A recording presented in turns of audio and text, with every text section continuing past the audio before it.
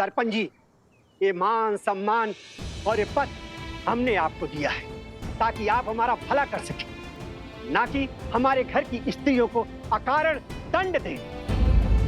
सरपंच जी ने अन्याय किया है। ऋषि कुमारों की बात उचित है। जहां स्त्रियों का सम्मान न हो, उनकी भलाई की चिंता न हो, वो समाज कभी आगे नहीं बढ़ सकता। हम इस सरपंच को नहीं मानेंगे। अब जिस स्त्री ने अपने अधिकार और सम्मान के लिए ध्वनि उठाई है, वो हमारी नई सरपंच होगी।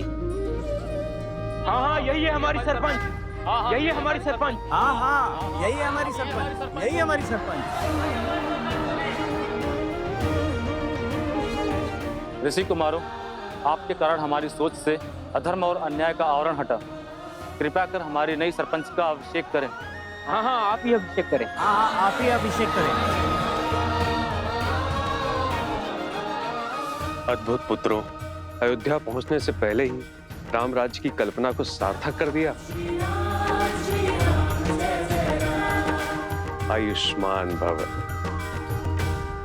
जय श्री राम। जय श्री राम। जय श्री राम।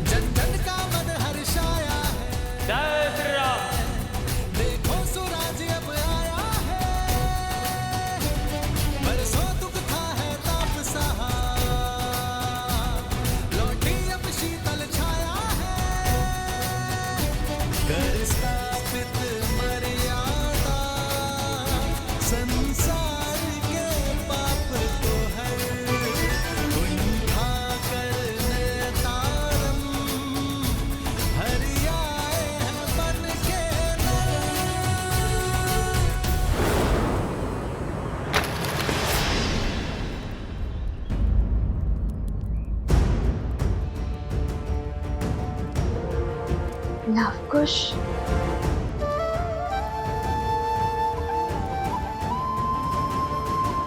क्या हुआ देवी सीता? नहीं, कुछ नहीं, बस एक आभास सा हुआ, जैसे कि सब शुभ होने वाला है।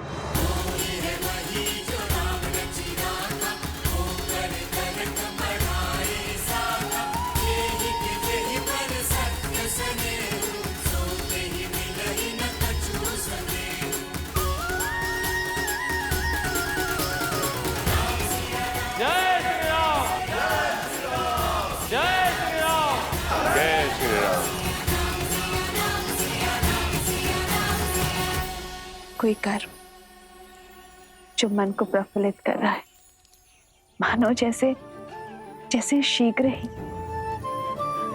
सब शुभ हो जाएगा। समाज में व्याप्त जिस बुराई के लिए मैं और श्री राम अलग हुए थे, वो युद्ध अब गति पकड़ चुका है।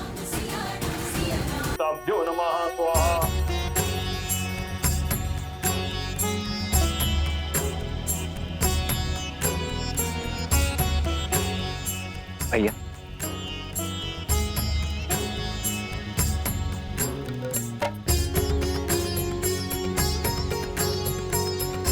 ये 5 पत्तियों वाला बेलपत्र बहुत दुर्लभ होता है लक्ष्मण। कभी कभी प्राप्त होता है और वो भी सहयोग से, और आज ऐसे ही किसी शुभ सहयोग से मेरा मन प्रफुल्लित हो रहा है लक्ष्मण। मानो जैसे मेरा मन हर दुविधा से दूर हो, हर संकट से परे हो। कुछ शुभ अवश्य घट रहा है। हमारे अश्वमेध यज्ञ का अश्व हर स्थान से निर्विघ्न विचरण करता हुआ आ रहा है भैया। कदाचित वही आभास आपके मन में हर्ष का कारण है। नहीं लक्ष्मण, अश्वमेध यज्ञ का अश्व इसका कारण नहीं है।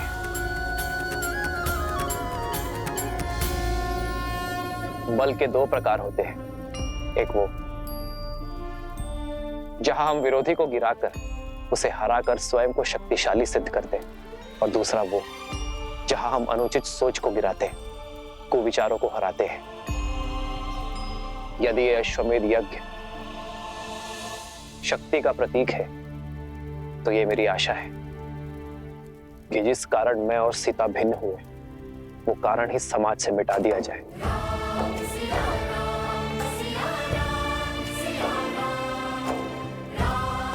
समाज में स्त्री को समान अधिकार मिले। जब जब कोई स्त्री पर लांछन लगे, तब तब उसका पति उसके साथ खड़ा रहे। उसे किसी राजा या किसी न्याय के पास जाने की आवश्यकता ही ना पड़े।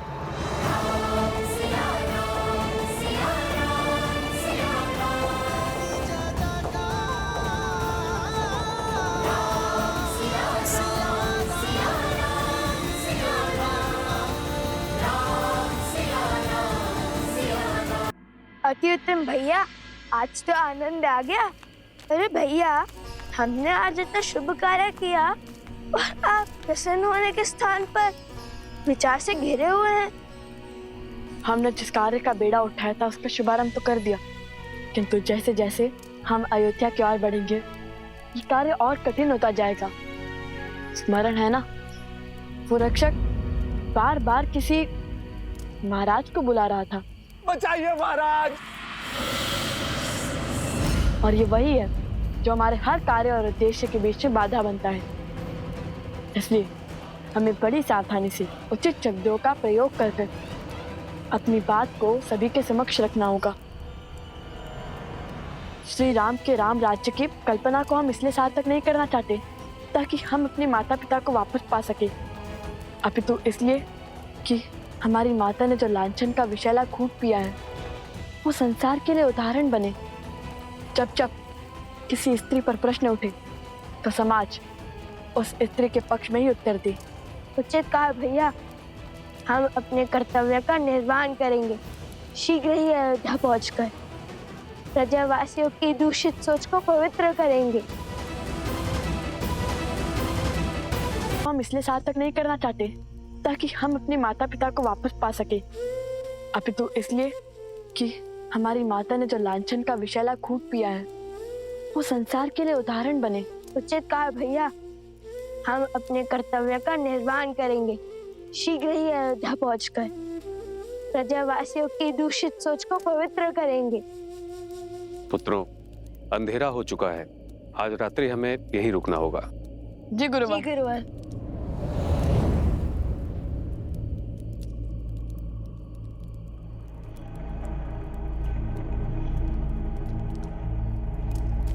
भैया, भोजन बनाने के लिए लकड़ियां लाने का आदेश दिया है गुरुवर ने, किंतु यहाँ तो सारी लकड़ियां गीली है। देखिए भैया।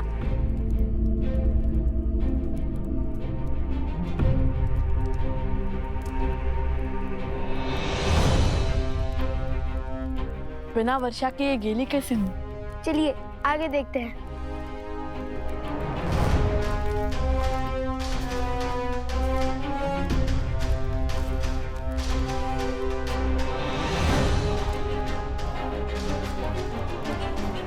भैया, ये भी गिरा है।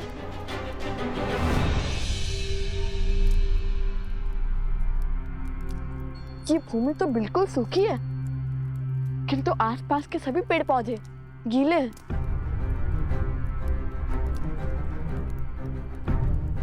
ये कैसे संभव है? ये कैसी वर्षा है?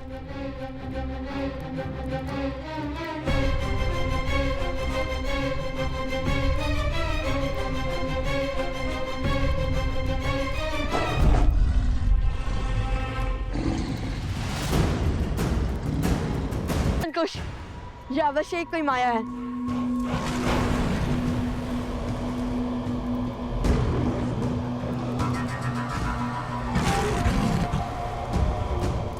चलो चलकर देखते हैं।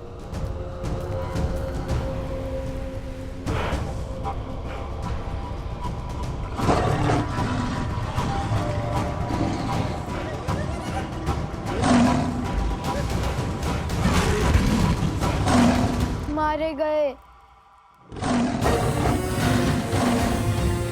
भैया, इतना विशाल, इतना क्रूर, ये सिंह है या साक्षात यमराज? ये कोई साधारण सिंह नहीं, कोई मायावी है। मैंने कहा था ना तुम्हें कुछ, जैसे जैसे हम अयोध्या की ओर बढ़ेंगे, ये माया का जाल हमारे मार्ग में बाधा बनेगा और हमें इसकी काट भी खोजनी होगी, क्योंकि बिना लड़े ये नहीं हटेगा। अरे भैया, जो वीर अपने पिता मेधावी महाराज श्री राम के सामने भयभीत ना हुए, इतने बड़े बड़े योद्धाओं के सामने डटे रहे, उन्हें एक सिंह क्या हराएगा?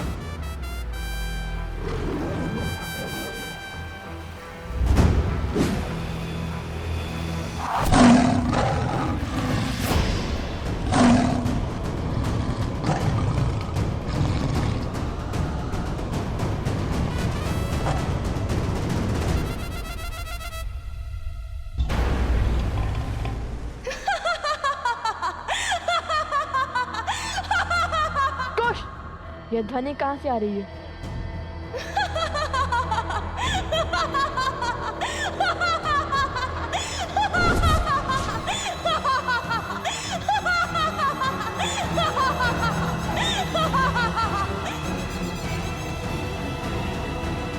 लो कुश, जानती हूँ कि हर माया की काट खोजने में सक्षम हो तुम दोनों, लेकिन इस बार मैंने ऐसी माया रची है जिसकी काट असंभव है, असंभव। चुप कर, बात करने वालों पर इतना अभिमान शोभा नहीं देता।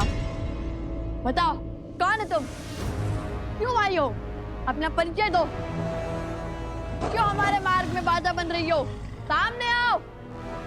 यदि अपने प्राण प्रिय है तो हमारे मार्ग से हट जाओ। स्वयं को बहुत बड़ा धनुर्धारी मानते हो ना, किंतु हर महान व्यक्ति के उद्देश्य भी महान होते हैं, जैसे धर्म की रक्षा करना। और मैं अपने पग तभी पीछे लूंगी जब तुम उस विशाल काय सिंह को मारकर अपने धर्म की रक्षा करोगे।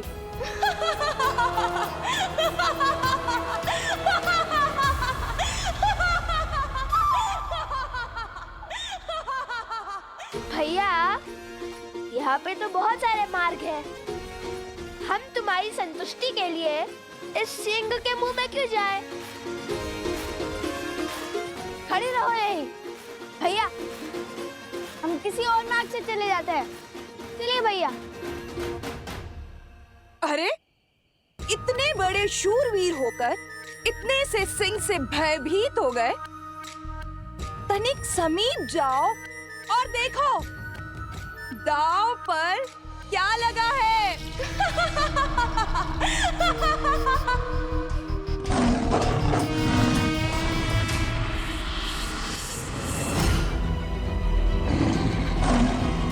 शीघ्र आइए, जल्दी शीघ्र कीजिए।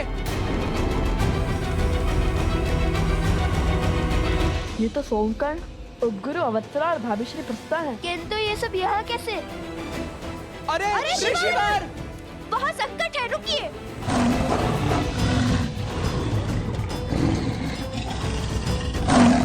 नहीं, रुको।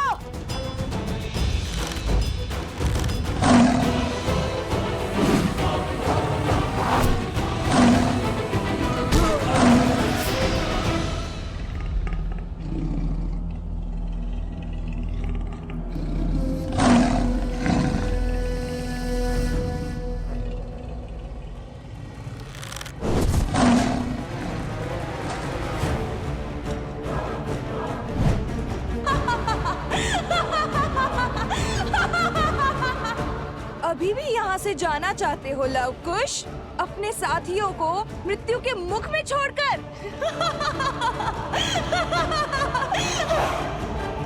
चलो कुश।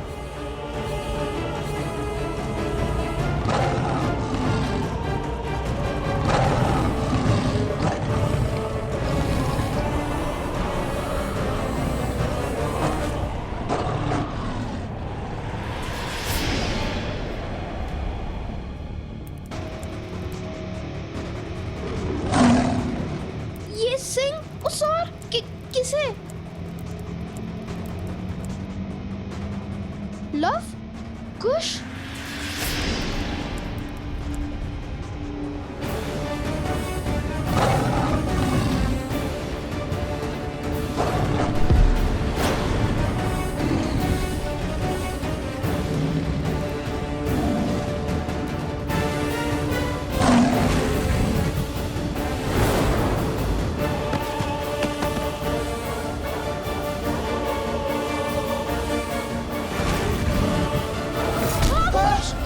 कुश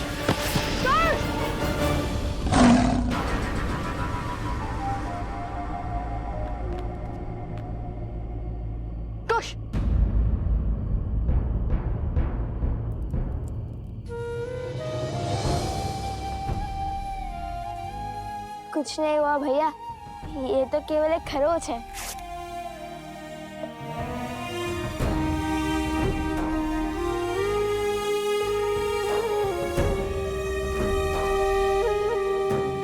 लव, यदि भीतर है तो तुम्हारे प्राण संकट में पड़ सकते हैं। प्राणों से प्रिय मित्र के प्राण दांव पर लगे हैं। आज हमें अपनी जीवन की कोई चिंता नहीं है।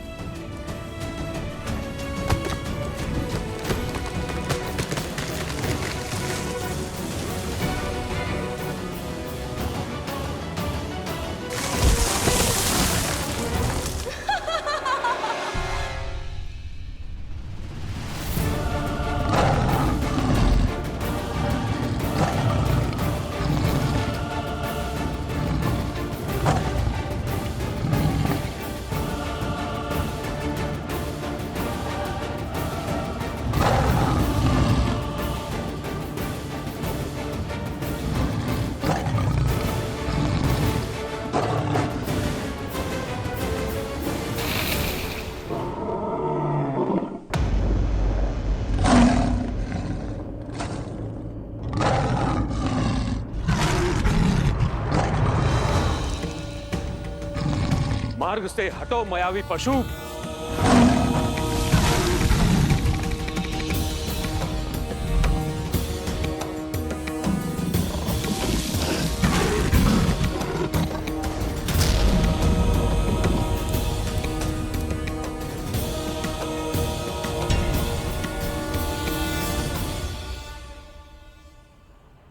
लवकुश, जो करना है शीघ्र करो।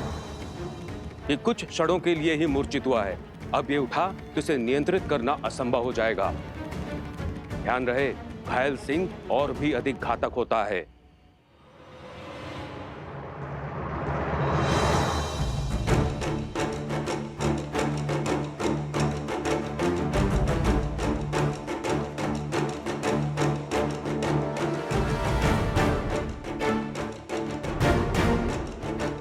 इसने तो पूरा मार्ग ही अवरोध कर दिया है। हमें इसके ऊपर से जाना होगा। आप यहीं रुकिए गुरुवर, हमारी प्रतीक्षा कीजिए। हम वहां पहुंचकर आपको बुला लेंगे। क्या हुआ कुश, भयभीत हो गए? माना कि इस पर माया की गई है, किंतु है तो ये भी एक पशु ही ना।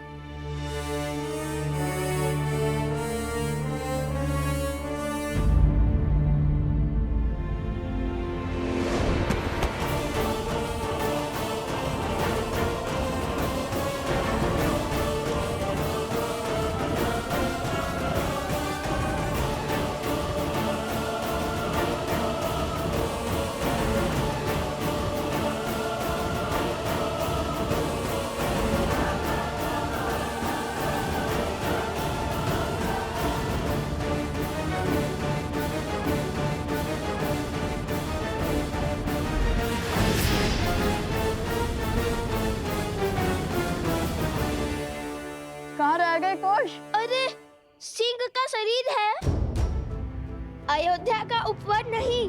वे सरलता से आगे बढ़ा जाए और ये सांसें इतनी तीव्र ले रहा है कि लगता है कि भूकंप आ रहा है। इतनी बातों का समय नहीं है कुश, शीघ्र चलो।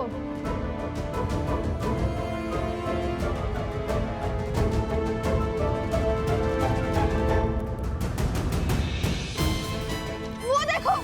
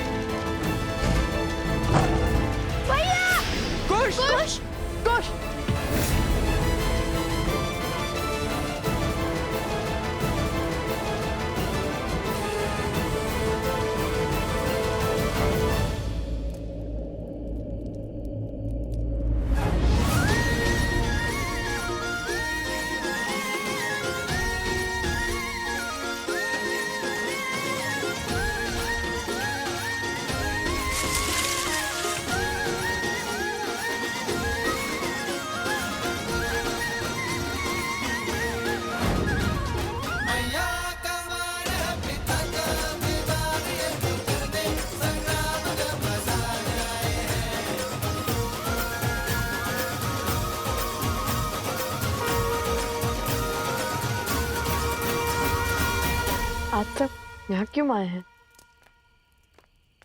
तुम दोनों के लिए। हमारे लिए? हमारे लिए?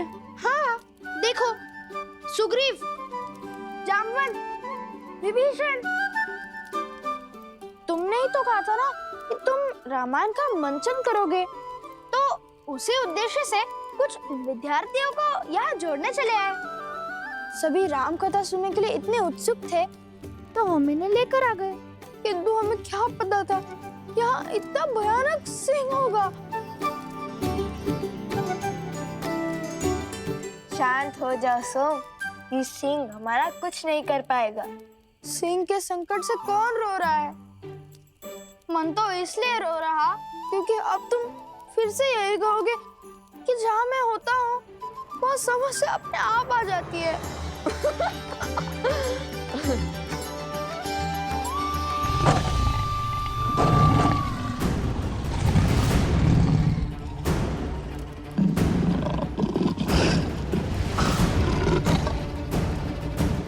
समय बीतने को है, सज रहो।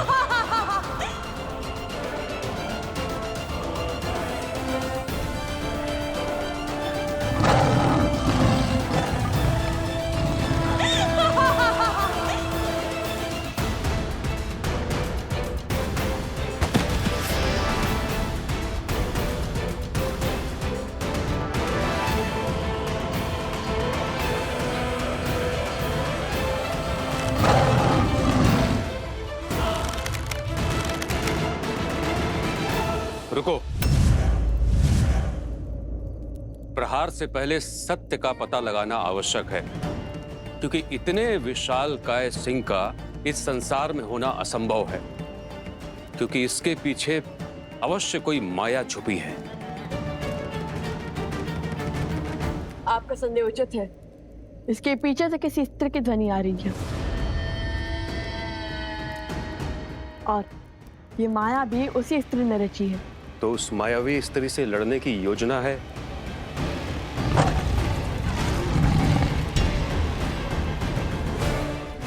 अभी बताते हैं।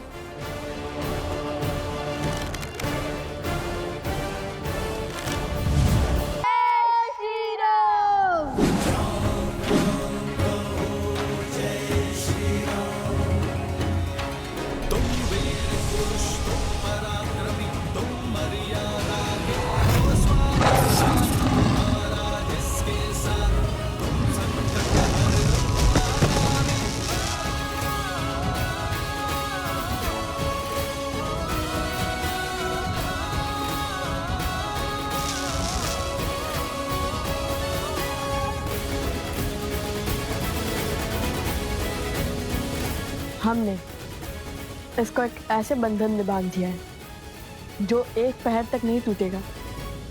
इसलिए हमें शीघ्र इस संकट का हल खोजना होगा।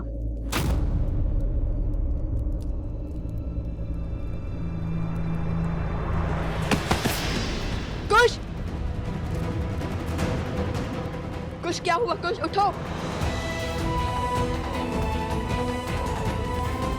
कुश, उठो! कुश, उठो! उठो कुश!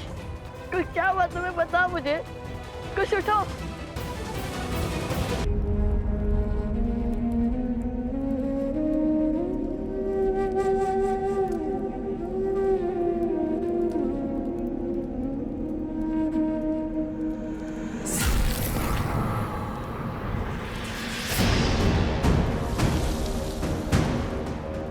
ये क्या? शेर के पंजे से। ये अवश्य कोई मायावी शक्ति है और उसका विष कुश के शरीर को पीड़ा दे रहा है। यदि इसका शीघ्र उपचार नहीं हुआ तो कुश का प्राण संकट में पड़ सकता है।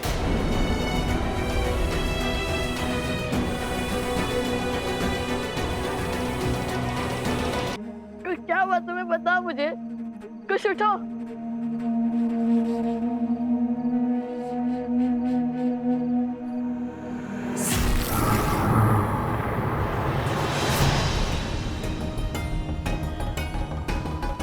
ये क्या?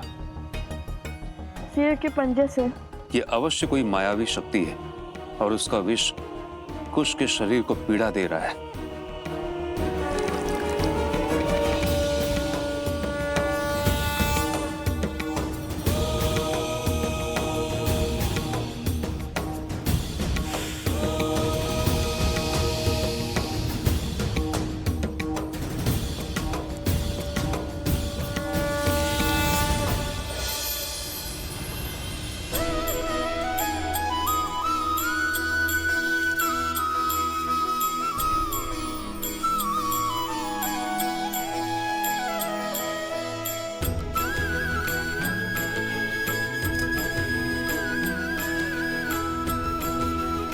मुझे पहले क्यों नहीं बताया कि तुम्हें इतनी पीड़ा हो रही है? तो आप अकेले इसी ऐसे बैठ जाते ना भैया।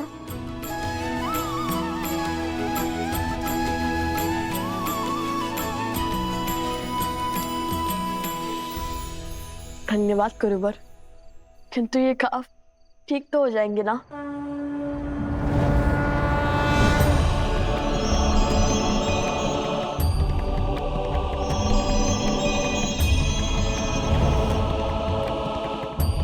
पुत्र, यहाँ एक श्रापित रत्न है जिसके उपयोग से प्रकृति को नियंत्रित किया जा रहा है और उसी मणि का उपयोग इस सिंह पर भी हुआ है। इस माया की गांठ उस मणि का अंत है और तभी कुश का घाव भी भरेगा। जब तक उस श्रापित मणि का अंत नहीं होता तब तक कुश के शरीर के भीतर ये मायावी विष फैलता रहेगा। बताइए, कहाँ है वो मणि? मैं अभी जाकर उसे नष्ट कर दूंगा और अपने भाई को इस कष्ट से मुक्त कर दूंगा। पुत्र, मैं तुम्हारी भावना समझ रहा हूं, किंतु उस स्थान तक पहुंचना सरल नहीं होगा, क्योंकि उस मणि की भांति वो स्थान भी श्रापित है और वो असुर शक्ति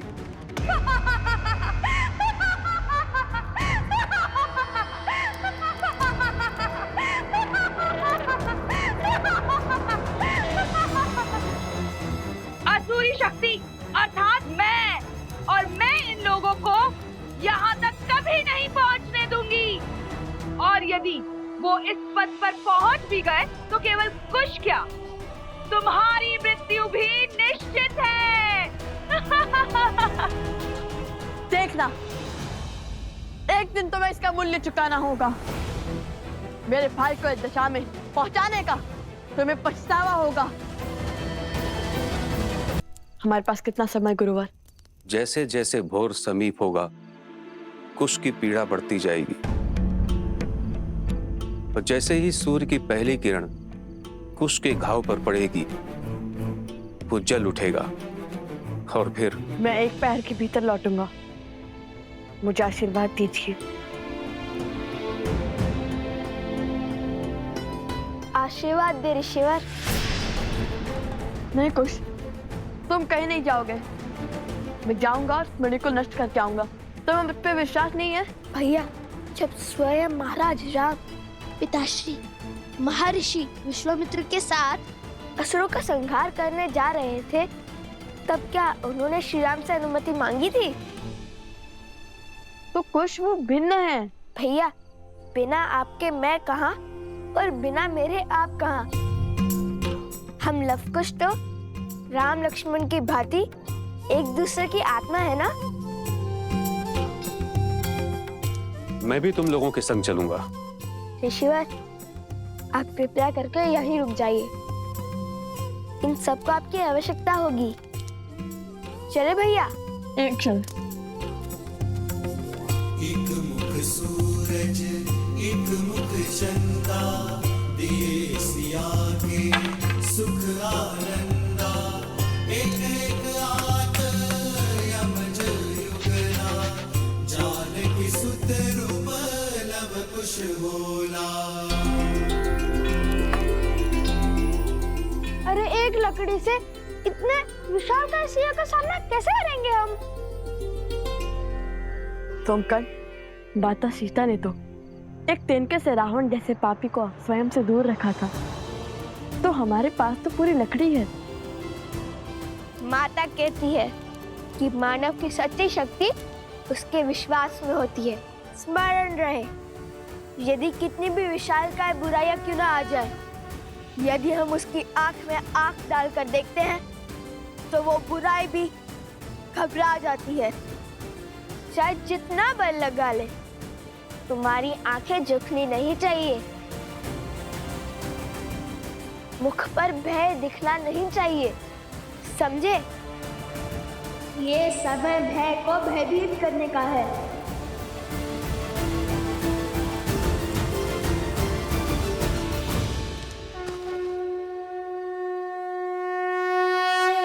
विजयी भव।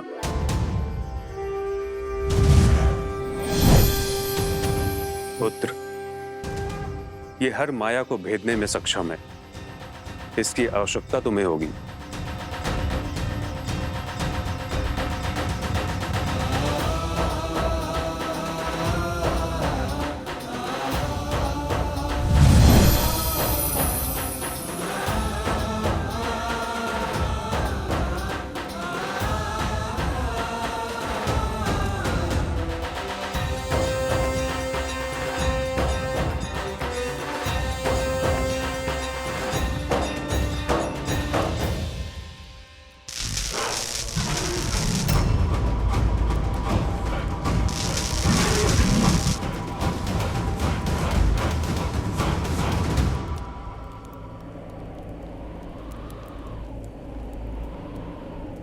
गुरुवर ने कहा था कि हमें ध्रुव तारे के पीछे चलते जाना है और उससे 5 कोस दूर हमें एक घना वट वृक्ष मिलेगा।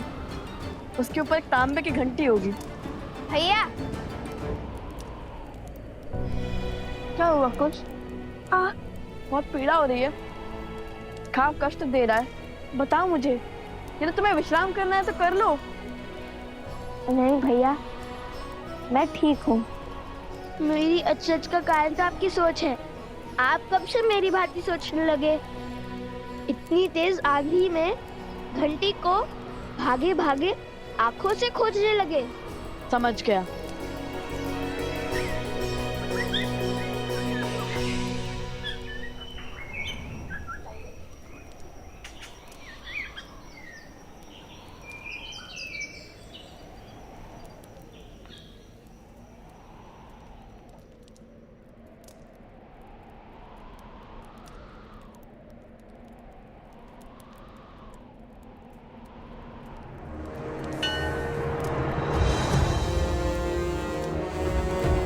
वहां उस और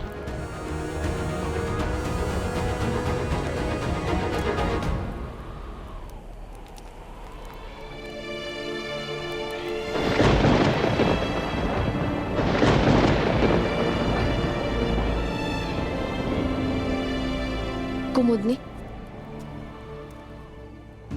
सोमकर्ण, अवत्सरा, प्रसूता, कोई नहीं लौटा अब तक।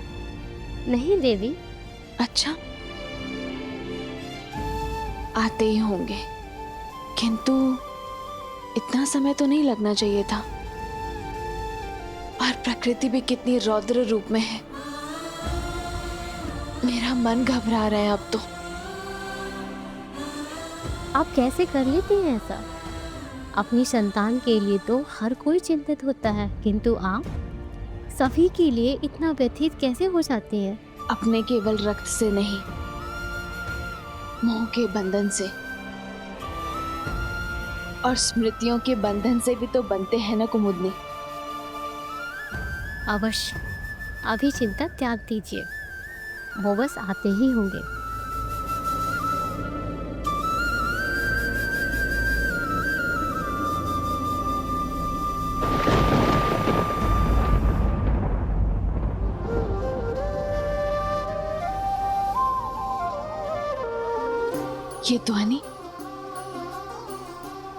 ये ध्वनि कहाँ से आ रही है?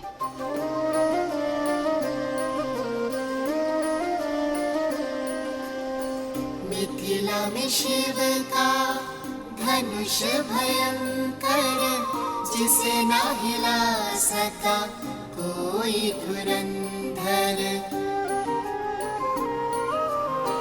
राम लखन गुरु मिथिला पहुँचे, लक्ष्य था देखन सिया का स्वयंवर।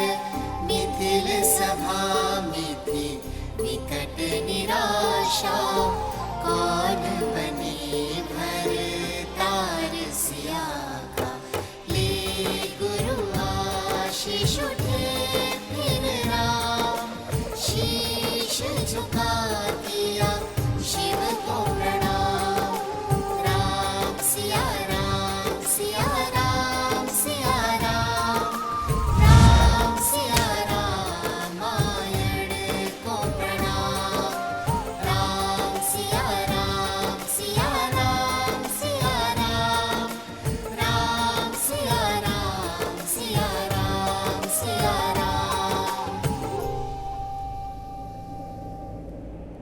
हम वन देवी के पुत्र हैं, भगवान वाल्मीकि के शिष्य हैं, और हम धर्म के मार्गी हैं।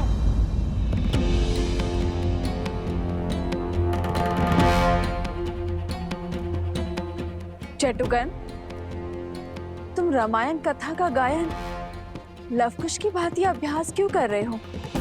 अरे लवकुश ने तो ये भाग किसी को भी बताने से मना किया था, अब इन्हें क्या कहें? वो बंदे भी लवकुश को हम बहुत स्मरण कर रहे थे, और हम सबको उन्होंने ही इतना प्रभावित किया है, तो अच्छा,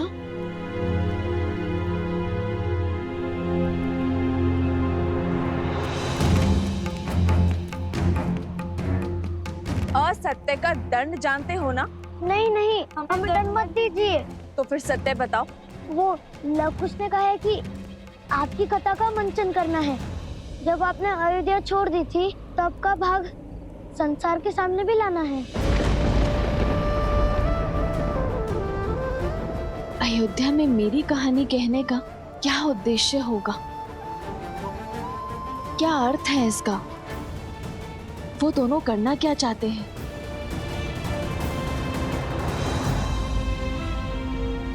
एक बात कहूँ वन देवी, आप क्रोधित तो नहीं होगी? नहीं, कहो क्या बात है? आप बहुत भाग्यशाली है कि लवकुश आपके पुत्र है। वो दोनों हर क्षण आपके विषय में ही सोचते रहते हैं। देखिएगा, जब अयोध्या में लवकुश की रामायण का मंचन होगा, तब उनके प्रयास अवश्य सफल होंगे, रामायण अवश्य पूर्ण होगी। किंतु हाँ, तनिक चौंकने के लिए सज्ज रहेगा, और अब आगे कुछ मत पूछेगा।